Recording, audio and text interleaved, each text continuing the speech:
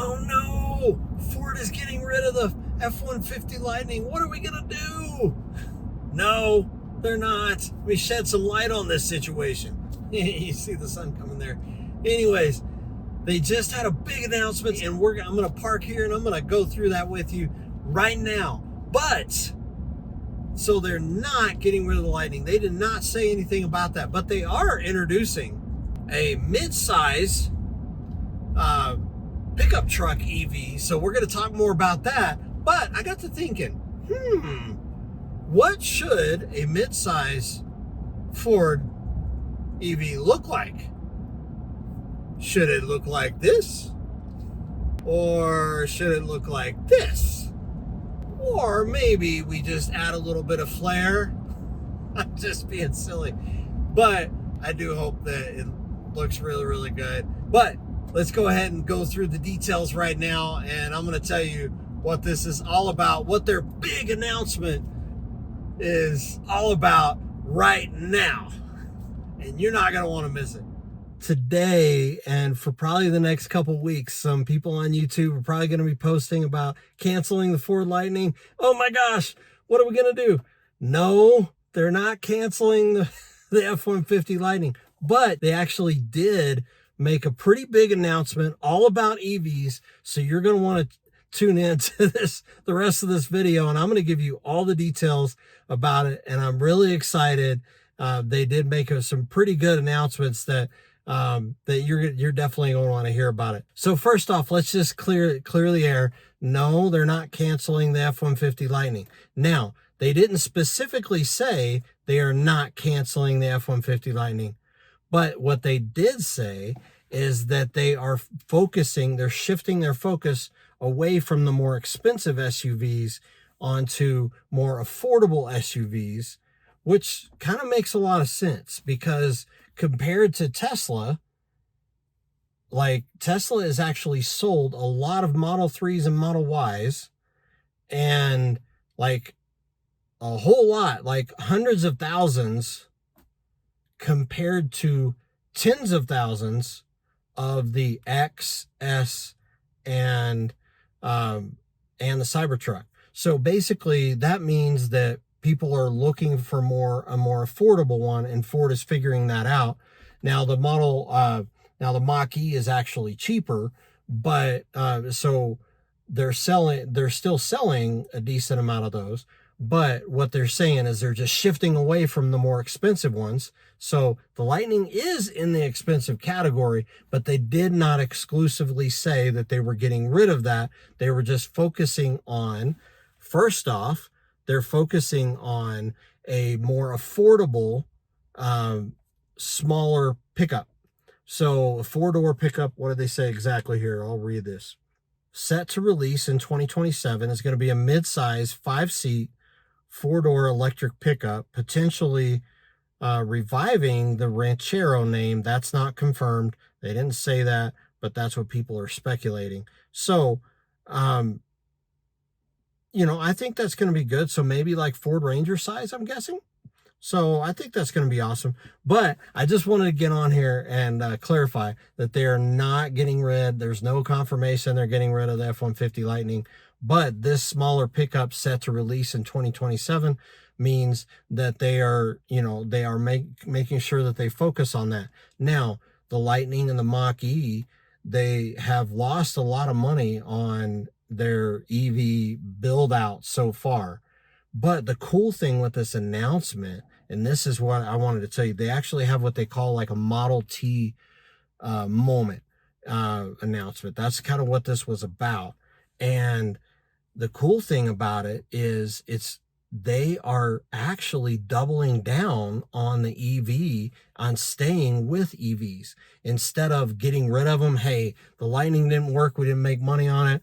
The Mach-E, we're not making money on any of them, so we're just going to scrap the whole idea. No, what they're doing is they're actually doubling down now, and they're identifying where they can actually make money. So then the money coming in from the smaller, like lower cost SUVs will help support the higher cost SUVs. It's kind of the way Tesla's doing it too. And so They're obviously not going to make as many of the more expensive ones, but I still think I am still voting for, if anybody from Ford is watching this, make sure you don't get rid of the Lightning. I love it, and I know a lot of other people do too. You may not be selling as many, but I do love it, and I know it'll, once more people start catching on, they're gonna love it as well. So this moment, though, that I wanted to mention to you, this what they're calling a Model T moment. So what they focused on, though, with this presentation is what they were calling their Model T moment, which is not, they didn't just focus on a particular vehicle. They did announce that they were going to do the mid-size pickup EV, but they didn't like announce a particular vehicle and show a particular vehicle or anything like that. That wasn't what it was about. So that means it's more about the production line, what they're actually going to be doing behind the scenes. So let me actually, and what they're innovating with. So let me actually talk to you about this. This one's fun. They have now come up with, instead of an assembly line, one thing after another, you do this, now you do this, now you do this, boom, we got a new car. Woohoo. Whatever. It's not about that. They're calling it an assembly tree. So basically, there will be different parts being assembled at different points, not on the line. They're not going to go this way. They're actually going to come together and meet, like branches of a tree would come together and meet with the trunk. And they're going to finish this together like in one place. Now, I think that's awesome. What a clever idea. It's just reinventing the way vehicles are assembled. Vehicles are assembled, just reinventing that, because all the new technology and everything that's happening now, it's not about one individual part and then it kind of connects. What they were talking about is that, the way, if they keep that assembly line, it's like there's some of these parts get in the way of them installing some of these other parts, and it just doesn't mesh together. It takes too much time. So they're going to save time on the assembly line, approximately like 15%, which, may not sound like that much, but it actually is a big deal. Now, the other thing that they're doing is they're getting rid of a lot of wires, which doesn't sound like that good, but they're actually getting rid of a lot of extra components. They're streamlining things. Tesla did this a while back, where they came up with almost like a little skateboard thing, like a little model. Like if you look at basically like a Hot Wheels car or a Matchbox car or something like that, everything's together on one thing on the bottom. So Tesla did that a while back, where they just have one little piece. And I think Ford is going in that direction, where there's not as many components that they have to tie together and have a bunch of extra wiring harnesses. So they're going to save a lot of time and effort in putting those together. Then the other thing that they're doing is they are going to be focusing on going to the LFP style of battery. And I'll give you the details on exactly what that is. The LFP battery they're including a cobalt-free, nickel-free, and it's a lithium iron phosphate battery is what it's called. It's a battery pack, and what this is saying, it'll double the vehicle's structural floor, reducing the complexity and weight. And they're saying it's an example of like 4,000 less feet of wiring. Basically, all that wiring makes everything really makes the battery weigh a lot more. So it's gonna actually make the batteries a lot less complex. Now, the LFP batteries, what I've looked up about them, that's a newer technology. Some people like them better. Now, they didn't say this for sure, but I'm thinking they may be actually reducing the kilowatt hours instead of increasing them, which is a negative thing. But if they do that, I don't know that for sure. That's a speculation on my part. So, but with the LFP batteries, what I've looked up is they don't respond as well in colder weather. So maybe the heat pump will help with that, like they have with the Lightning. So going this direction with LFP batteries. I think it's better. It's supposedly a better technology. So we'll see, if there's a lot less components, a lot less wiring, a lot less connections, then there's a greater chance for the quality to be better, which is actually one of Ford's negatives right now. They've been, the CEO, Jim Farley, had actually posted about this several times and done this on podcasts. They're trying to focus more on quality and get that quality back and stop having to have all these recalls. Now, I haven't really seen it improve. I love my truck. The quality of the truck is great, but there have been a lot of people with battery issues, connectivity issues, all that kind of stuff, which I think with this new battery structure and style that they're going to be doing with these LFP batteries, it actually could increase the quality, and they won't have, because there's not going to be as many connections. A lot of modules won't go bad, things like that, because there's going to be less connections and less wiring. That is the speculation again on my part, but it just makes sense when there's less, if you simplify stuff, then you have less points of failure, less options of points of failure. So I think it's actually really clever on their part, and I really hope that actually does work out, especially if they're able to continue with the Lightning and use these batteries. But Ford, again, if you're watching, please make sure you still continue with a higher, at least have it as an option, just a higher kilowatt hour capacity battery for the Lightning.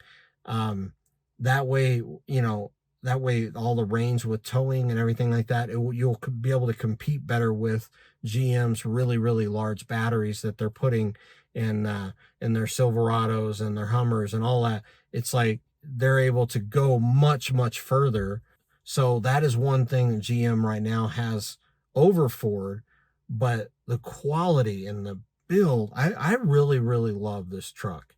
And I really hope that they keep going with it, and I'm going to keep doing videos, and I'm at 62,000 miles right now.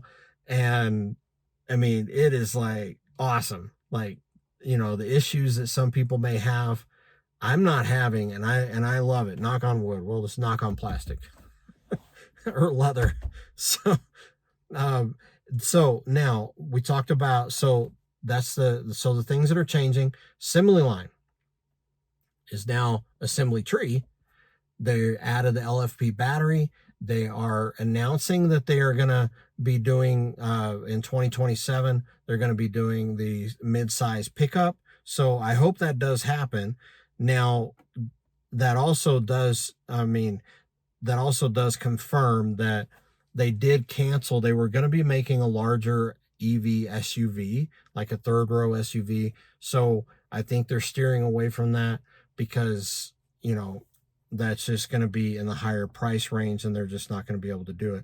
But what's going to happen with this is, now that they're going to simplify everything, release the smaller SUV, then they get everything worked out where they can actually produce the larger SUVs for less cost. So a lot of this that they've talked about is in a lot of the improvements that they're doing is reducing cost, which they've been focusing a lot on that lately, and there's positives and negatives to it. Sometimes little things, if you reduce costs, they got rid of the parking assist button, they got rid of the home link button that's on this. They got rid of that in the Lightning, and that was kind of cost saving things. Those are little annoying cost savings, but the cost savings, if they can streamline stuff where, they can actually more efficiently produce the vehicles, then that will be that makes it a whole lot better, because then now they can apply those same principles to making the more expensive vehicles, and then the more expensive vehicles cost less, therefore they can charge less, or they can actually come home with a profit. That's just my That's just my 2 cents on that one. So the other thing, again, that they're doing that I did not mention, so we got the LFP batteries, the tree, the, assembly tree. And then also what they're going to be doing, they're investing a total of $5 billion into this. $2 billion is going to be in Louisville and $3 billion is for the Blue Oval. And they're basically securing 4,000 more jobs, including 2,200 hourly jobs at the Louisville plant. And I believe that they're going to be, the Blue Oval, where they're going to be doing $3 billion, that Blue Oval Battery Park in Marshall, Michigan, that's where they're going to be producing the LFP batteries. And then the Louisville plant is where they're going to be producing, that's an assembly plant where they're going to be investing and retooling that assembly tree instead of the assembly line. So that is that's something that they announced. But they really needed to do something, and I think that's why they're doing this. Is like they have been losing a lot of money on the Mustang Mach-E, on the E-Transit, and on the Lightning, all of it, because it just took a while. It took a lot. Once you develop a new technology and, making all that work, and if you're trying to fit, this is what they've discovered, they're trying to fit the way they used to do things, like with the assembly line. They tried to fit making EVs that way. And they're realizing that EVs really just have a whole lot of different components and everything tying together, like with all the wiring that they mentioned. So you can watch the live stream. It's on their, let me see. It's hosted on Ford's From the Road site. So From the Road, they've been doing a lot of videos about, going on the road and doing all of that. But that's what they're calling, their Model T moment. Basically, the Model T revolutionized, vehicles back in the day, and they revolutionized, and they were able to mass produce those because they came up with the assembly line, and they were able to do that. But now they're reinventing and retooling the assembly line in order to make all of these EVs. And it's very timely too, because the federal discount, or the federal incentive for people to get out and get $7,500 for EVs here in Colorado. You can get $7,500, and then you can get like somewhere between $3,000 and $4,000 from the state. So if you get a new EV, which is a pretty good discount. So I encourage people to, you go look that up. Just make sure you just realize this, that I think some of these MSRPs are going to be coming down a little bit, but I don't think they're going to come down the 7,500. So we'll see. So it still might be a good time to actually go out and get that. So now let's get on the road. I'll give you a little summary here. I'm going to get on the road. So once again, the Ford Lightning is not going away. So in summary, what they're doing is they're focusing on the new batteries, they're focusing on the new assembly tree, and they're going to be releasing more cost-effective or smaller vehicles, just cheaper to the public vehicles. And they're going to start with a pickup, like a smaller than the F150 Lightning pickup. But no, they're not getting rid of the Lightning. So coming full circle here, they're not getting rid of the Lightning, and there's no talk of that. As a matter of fact, evidence would show the opposite, because they've actually increased production of the Lightning lately because the demand has started growing for the Lightning. So, and I hope it's due to channels like mine just talking about the Lightning, because it is a great truck. So if you want to get a Lightning, I actually just saw a post yesterday on Facebook, and they're advertising, 0 down, 0 payments for 90 days. And I believe they're also still giving you let's see, what was the other one? I believe they're also still giving you, I have to double check me on that, like a free install of the, of the charger at home, like home installation charging. But the 0% and the whole thing with no payments for 90 days or whatever is actually good, because you tack that onto actually a lower price, where you get like $7,500 off federal. Again, check your state, so it could be up to like 10 or 11 grand off. You could actually get a pretty good deal on a new Lightning. So just look into that. I'll be doing another video about this later, but I want to encourage you, whenever you do go out and get there, I do not recommend, personally, I do not recommend that you get the local Ford dealer's warranty. Some of them they'll offer like free, or they'll have like a good deal with them or whatever. But just remember, a lot of times with those warranties, you have to go back to that dealer and actually get the repairs. They won't advertise it, and then it kind of gets a little cumbersome to get repairs done.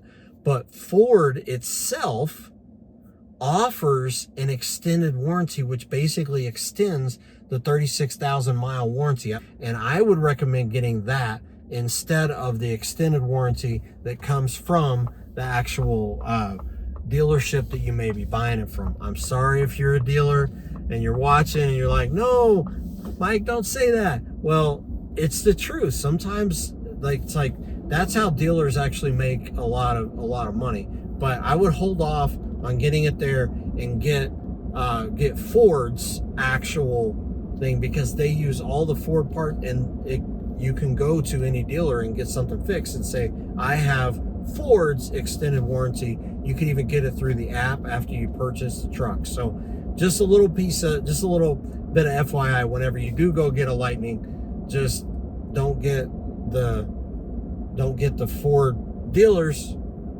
Make sure you get Ford itself. So just a little piece of advice whenever you're actually looking at that. So I appreciate you guys watching. I just wanted to get on here and give you an update. Let me know in the comments if you have any other thoughts about this new big announcement, what they're doing. And yeah, I will see you guys on the next video. I got more 100% to 0% videos coming out. I got several things. I'm still trying to get my OBD port reader to work, where I can actually get a good app. I've got OBD Link app that I got on there and added it, and I'm still not it's still not working right for me. But yeah, I'll as soon as I get that working, then I'll be posting that. I'm gonna be posting other, like, I love posting trips and other things that I'm gonna be doing. So if you have any recommendations on other videos that you want, I actually had somebody post that they would like me to do more like accessory videos, like purchasing some things and seeing how it works. And so I actually have an unboxing of the OBD reader that I did record, but I'm not going to post it until I figure it out. But I may be getting some other things like a refrigerator for the console, and there's lots of other stuff. So anyways, I appreciate you guys. Thank you for watching, and I will see you on the next video.